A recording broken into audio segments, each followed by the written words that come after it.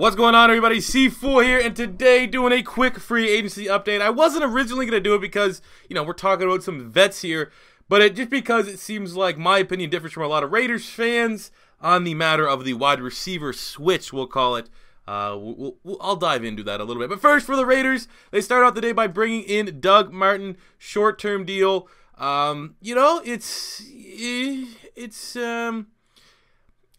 I don't think it spells the end for Marshawn Lynch. I think Marshawn Lynch, from like a marketing standpoint, is worth his weight in gold for the Raiders. Keeps the fans happy while they're still there in Oakland. And when you look at Doug Martin, I mean, he's had, after his rookie year, which was, what, 7 years ago, 7 years ago, 2015 was his last good year. He's incredibly boomer bust. I think he's just depth at this point. They probably want him up there over like Washington, Dwayne Washington. Jalen Richard's still probably going to be their primary receiving back. And I probably wouldn't even rule out them drafting a running back at some point. But I think there's more just a fascination that, John Gruden liked the muscle hamster, the Doug or not. He was a fan. And, I don't think it spells the end for Marshawn. I could be wrong on this one.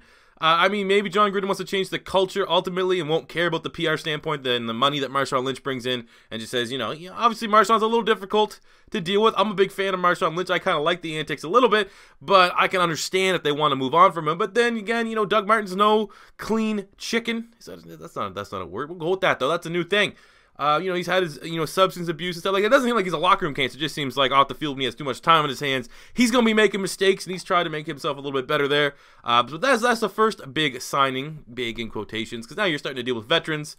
But the big one is that the Raiders signed Jordy Nelson from the Green Bay Packers. A surprise cut from a lot of Packer fans. Pretty much, they made the assumption that, okay, well, to get Jimmy Graham, we gave up Jordy Nelson. Is that I think if I'm that scenario, I'd rather keep Jordy Nelson than Jimmy Graham.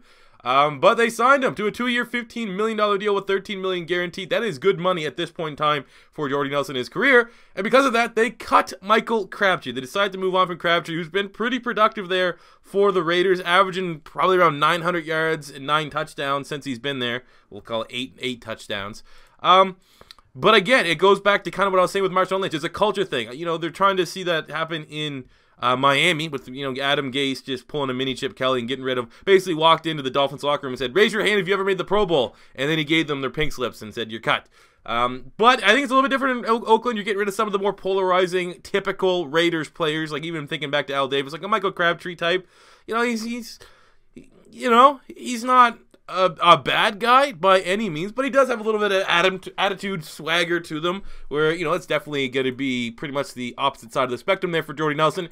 But it seems like a lot of Raider fans are upset that they're moving on from Michael Crabtree. They're saying, I would rather Michael Crabtree than Jordy Nelson. There's, a 2-year difference, so you're getting a little bit older in Jordy Nelson, but in terms of production, what you got from Michael Crabtree ultimately was, even though he's not your prototypical red zone threat, he's like 6'1", 6'2", 210, 215, He did his damage between the 20s, more often than not.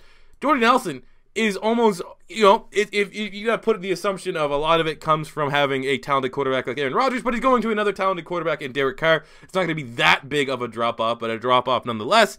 But he's been a touchdown machine. Jordy Nelson, pretty much over the last 5, 6, 7 years, he's averaging like 10 touchdowns a season. That's consistently 10 touchdowns a season. He's really good route running in the red zone. Also, I mean, because he's white, don't really think it. He's fast. He's quick. He can get separation downfield and make big-time plays, and not just, for a guy at 6'3", 215, not just a jump balls. Like, he can outrun people. So I think ultimately, that's where I differentiate from Raider fans. And I know I don't have a personal connection to the franchise, and I'm not a big fan of Michael Crabtree, but I think in this scenario, I would rather Jordy Nelson than Michael Crabtree from an organizational standpoint, from a locker room standpoint, and from what he is going to bring to you on the field.